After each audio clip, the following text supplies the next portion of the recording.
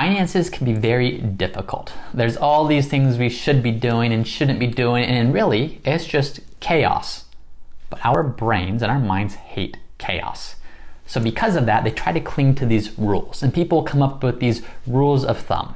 Now, sometimes this is helpful, but sometimes these rules of thumb are totally useless. So in today's video, we're going to be talking about 5 really helpful rules of thumb, but 6 totally worthless rules of thumb when it comes to planning for your financial future. Hey everybody, I'm James Knoll, founder of Root Financial Partners, and I'm here to teach you what you need to know to create a secure retirement.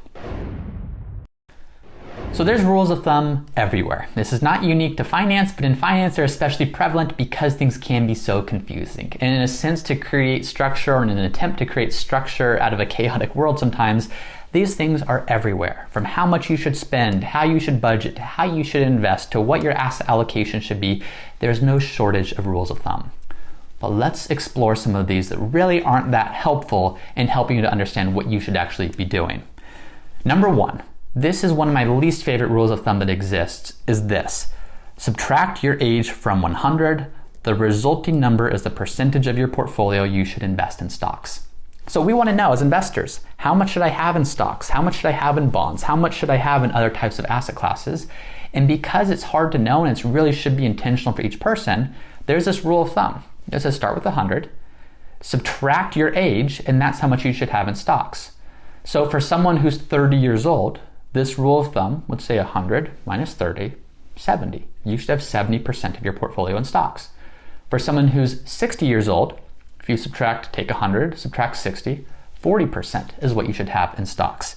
Now, to me, this is almost a surefire way to do really poorly over time. If you're a 30-year-old, if you're a 40-year-old, even if you're a 60-year-old and you're following these rules, chances are very good, and now depending on your risk tolerance, and again, this should be very specific to you, but chances are very good you probably have too conservative of a portfolio for your retirement needs. One of the biggest risks that retirees are going to face is having enough income and having enough purchasing power to last for 20, 30 plus years throughout retirement. If you get too conservative too quickly, you're almost certain to run out of money unless you've saved a real substantial amount that can offset the decreased growth that you would have from not having your portfolio allocated correctly. So to me, I do not like this rule of thumb. I think it's completely useless. I think the mix of stocks and bonds you should have should be a reflection of your financial plan, your risk tolerance, how many years you have until retirement, how much you want to spend in retirement, a whole bunch of different factors, but it cannot just be boiled down to your age minus 100 or 100 minus your age. Second rule of thumb I think is useless is this. It's with regards to term life insurance, buy a policy worth 10 times your gross annual income, and that should be the amount that you have in life insurance. Now, this isn't totally useless, and I'll give you that. This is maybe a good starting point. But let's look at an example.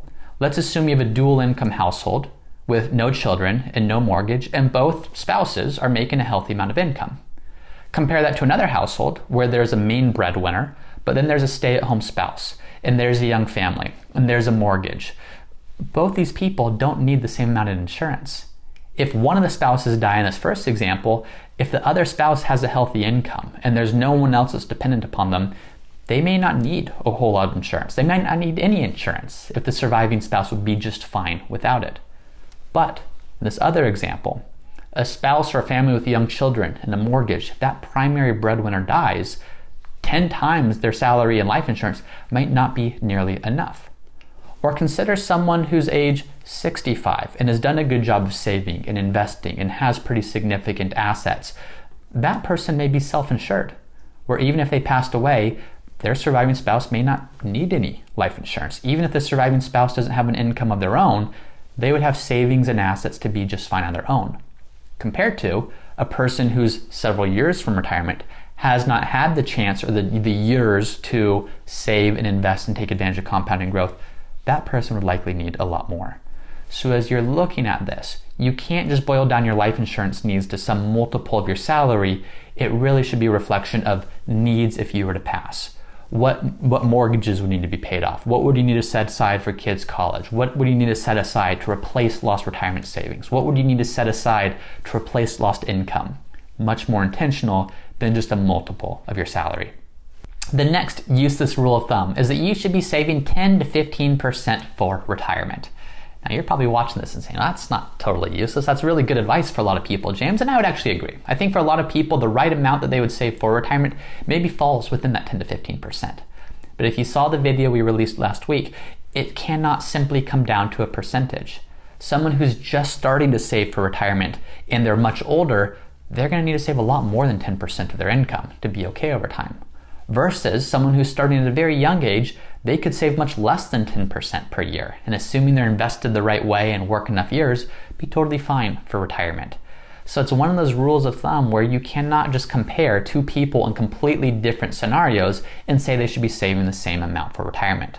Now, it is helpful if you're doing your budgeting and you want, okay, how much should I save for retirement, or what's a good place to start? Sure, start somewhere in that range. And for a lot of people, that's going to be good enough. But sometimes, if you're saving too much for retirement, it's meaning you're not able to do other goals. Save for that home, send kids to college, support grandchildren, whatever it is. So we want to be intentional here of what's the right amount that you need to save to be on track for your unique needs in retirement. Find that percentage as opposed to a simple rule of thumb that could cause you to save too much for retirement and have to sacrifice other goals along the way, or could have you significantly undersaved for retirement if it's not going to be enough to fully get you to where you want to go. The fourth rule of thumb, and this is going to be very controversial, but I'm going to say it's useless, is that 4% rule. Now again, is it totally useless? Absolutely not. But it's only a starting point. If you're only basing your retirement withdrawals based upon the rule of 4%, in my opinion, you're probably leaving a lot on the table. This was kind of foundational research into how much can you withdraw from your portfolio and be okay over time, but based on a very simple portfolio. Half in US stocks, half in US bonds. No extra diversification, no rules around that to say, can you increase spending or decrease spending based upon what's happening in the market and what's happening externally. So if you're just using that rule of 4%, it's a fine enough place to start. It's a fine place if you're just trying to get a general sense of how much do you need to save for retirement and what's your ending portfolio balance need to be. Sure, use that in some of your calculations. But if your retirement withdrawals are based only upon that, you're probably leaving a lot on the table.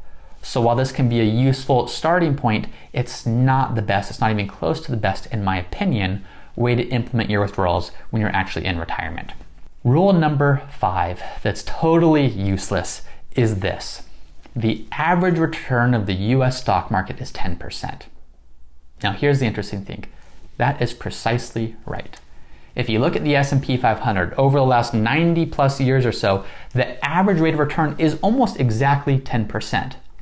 But it's useless in the sense that the market has never once returned exactly 10%. In fact, over the last 95 years, there have only been 6 years where the actual return of the S&P 500 has even been within 2 percentage points of either direction. So between 8 to 12%. So coming close to that 10% long-term average. So I say it's useless because let me give you an analogy. Let's assume that I'm 6 feet tall and I come to a stream, and there's a sign that says the average depth of this stream is 5 feet. And I want to say, okay, can I cross this stream right now? Well, I'm 6 feet tall. This sign says the average depth of this creek is 5 feet. I should be totally fine to cross, right? Well, I start walking in and maybe it's a foot deep at first, and then 2 feet deep, and then 3 feet deep. And I'm going right along and saying this is totally fine. I can get across this. But then all of a sudden it drops to 15 feet deep and then 20 feet deep. And all of a sudden I'm underwater thinking, what on earth just happened? I thought the stream was only 5 feet deep.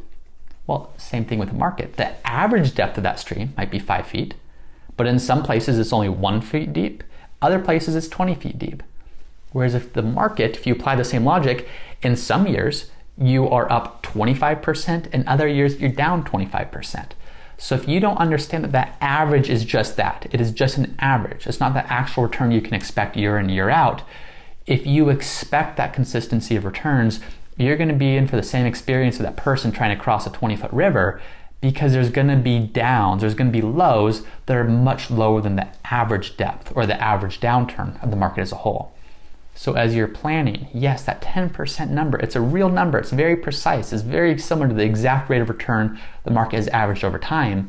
But if we take that out of context and assume that we can get that 10% or even anywhere close to that 10% year over year in an all stock portfolio, you're going to be sorely disappointed in a lot of years.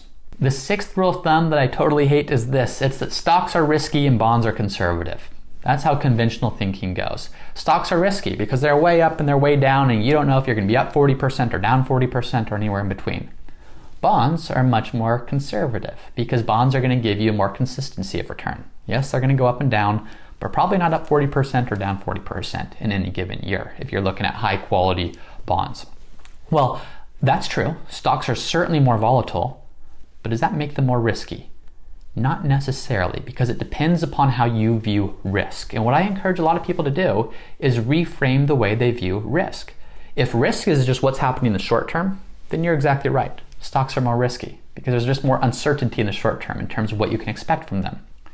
But if real risk is the chance of you outliving your money, or if real risk is you being able to preserve your purchasing power over time, that's where stocks can be thought of as less risky because they can help you maintain your purchasing power far better than bonds or cash or more conservative investments can. In bonds, while they're very secure in the short term, over time, they can potentially be very risky. If you're not getting enough growth, your purchasing power is almost sure to deteriorate over time. So when you think about stocks and you think about bonds, yes, it's good to understand the risk in the short term associated with each. But don't neglect looking at the risk over the long term of your purchasing power and the ability to maintain that over time. All right, so those were 6 totally worthless, and sometimes I'm saying that a little bit tongue-in-cheek because they're not totally worthless, but just different ways of looking at them. Let's talk about 5 very useful rules of thumb. And the first one is the 4% rule. You said, James, I thought you just said that was totally worthless. Well, it's not the best thing to use to actually implement a withdrawal strategy, but it's a wonderful place to start from. And so this is where there's some pros and cons of it. If you want some general sense of, okay, what can I spend here in retirement and be okay over time? It's a really, really good place to start as a foundation. I believe you can build upon it and do better. And in fact, the author of that, Bill Bengen, he would agree. He has done some follow-up research on that to say, look, if you diversify more, you can look to actually spend more. And in fact, if you're spending 4% and the markets are doing well and your spending is relatively low, you can increase that over time. He was just looking at what's the least amount, or what's the most amount you could spend, I should say, given any potential market environment, looking back decades and decades and decades to be assured that you're not going to run out of money. But if you just spend that amount, you're probably leaving a lot on the table. So I like it in the sense of it's a great place to start, and it's seminal research, so a lot of other research was based upon, but I think you can also improve from there. Number 2, the second rule of thumb that I really like is called the rule of 10. Which means this: for big discretionary purchases, and there's really different ways to phrase this, but for big purchases, ask yourself, how will you feel about this in 10 days, in 10 weeks, in 10 years? How often do we see something and have that impulse to say, I need that right now. I'm gonna go buy this right now. And yes, it's a big amount of money, but the emotional side of it is really pulling you. Well, sit on it for some time. Maybe sit on it for 10 days. If you really want that really nice new car, sit on it for 10 days. It's still gonna be there. 10 days, if you're really excited about it and you can afford it, great. But ask yourself, how will I feel about this 10 days from now, 10 months from now, 10 years from now? Will it move the needle in terms of what I'm able to do financially? Will it move the needle in terms of my happiness and contentment? Will it move the needle in terms of allowing me to pursue what's most important to me? If not, don't necessarily move forward with those types of purchases. Put some time in between you and the decision that you're going to make to allow emotion to cool off, to allow some of that impulse to cool down before actually moving forward with some of those bigger purchases. Number 3, another great rule of thumb is for a house payment, your mortgage, including taxes and insurance, should not exceed 30% of your gross income. Now, is this number perfect? No, it's not perfect, because depending on what part of the country you live in, housing prices are going to be different, income is going to be different, but it's a very good starting point. And the reason for that is so often people will focus on saving money. And they focus on the little things. Okay, I'm going to make coffee at home, or okay, I'm not going to go out to eat here, or I'm not going to buy that. And those are good decisions sometimes, but they only move the needle so much. When you look at what actually impacts people's ability to save or put money away, it's those really big decisions. One of the biggest of which is how much you're paying for a home. When you buy a home, the payment for that is going to take up a big portion of your monthly income. Meaning, if you buy a big home, too big of a home, there's no amount of coffee you can make at home. There's no amount of lunches you can prepare before going to work so you don't go out and spend money on lunch each day. there's no amount of that that's going to overcome the negative impact that too big of a mortgage payment is going to have on your financial picture. So I like this rule of thumb that says when you look at your mortgage plus all the other costs of your home, keep that to 30% or less of your gross income, because if it's too high, it just does not leave enough income for the other expenses and other things that you'll have as part of your budget. Number 4, whenever you receive a windfall, spend 5 to 10% of it on yourself. Now, a lot of times you'll see this rule of thumb is spend 1 to 2% on yourself, and to me that's far too low. So if you're getting a big bonus, or if you have an inheritance, or for whatever reason you're just getting a bigger windfall, spend some on yourself. Give yourself permission. So much of personal finance is staying motivated and doing the right thing. And if every time we seem to get a windfall, whether it's a bonus or stock options or vesting or whatever it is, if we feel like all we're doing is saving and deferring and putting that off to the future, it's just not super motivating. Sometimes it's nice to feel like, okay, as this comes in, can I allocate a portion for myself, because that keeps me in the game, that keeps me motivated to continue moving towards my goals. And then number 5, the most useful rule of thumb in my opinion is personal finance is more personal than it is finance. What I mean by that is that your ability to stay motivated and stay committed to a strategy is far more important than whether that strategy makes the most amount of sense on paper. A big area in which I see this is mortgage payoff. I'll talk to a lot of clients and they're paying extra to their mortgage and they can't wait to pay it off. And we'll have the discussion. I'm saying, look, your interest rate is 3% and you're getting a tax deduction for that. What if instead of paying the mortgage off early, do you invest that money? And if you grow by more than 3%, you're probably going to come out better over time. And we look at it and we look at the numbers and it totally makes sense to invest for them as opposed to paying off the mortgage. But it's so motivating for them to see that mortgage balance coming down month after month after month. And we get it, but at the end of the day, we say, you know what? I think the best strategy for you is to keep paying off your mortgage, as an example. And what happens there is the motivation and just the momentum that they're building through implementing a strategy that aligns with what keeps them motivated and keeps them going is far more impactful than if they redirected those dollars to some investment account instead of paying down the mortgage. So this is just one example of personal finance being far more personal than it is financial. It's not always just about doing what looks best on paper. It's about doing what keeps you motivated. It's about doing what makes the most impact for you. And it's about doing what supports your lifestyle. And that's not always what makes most sense on paper. So those are 6 rules of thumb that I dislike and 5 rules of thumb that I really like. Now what you might notice in the theme is the ones that I really like have more to do with the behavioral side of things. How much you're spending on a house, having a strategy that's more personal than it is financial sometimes, making sure that you're spending money from a windfall on yourself, the rule of 10 for big purchases. What you'll start to see is that's putting guardrails around our own behavioral biases, around our own behavioral inclinations.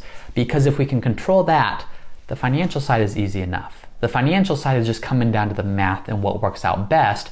But I like rules of thumb that make sure that it constrains our behavior in a positive way and keeps us moving in the right direction. But when you look at the actual numbers themselves, there's too many variables, there's too many nuances to say you should save exactly this amount for your retirement, or here's exactly how much you should have in bonds for your portfolio, or here's exactly how long you need to work to do whatever it takes. There's just too many variables for that. So as you're looking at rules of thumb, keep in mind that they can be helpful in certain situations, but we should not be tied down by them. We shouldn't be limited by them. We should use them as something that's going to propel us forward as opposed to something that's going to hold us back in any scenario. Thank you for watching. I'm James Canal with Root Financial Partners. And if you enjoyed this video, please be sure to share it with someone else who you think would enjoy it. And if you haven't done so already, please make sure to like this video and subscribe for more content like this. And if you're looking for other resources about how you can prepare for your secure retirement, be sure to check out our podcast called Ready for Retirement. And finally, if you're interested to see how our services can help you create your own secure retirement, be sure to check us out at rootfinancialpartners.com.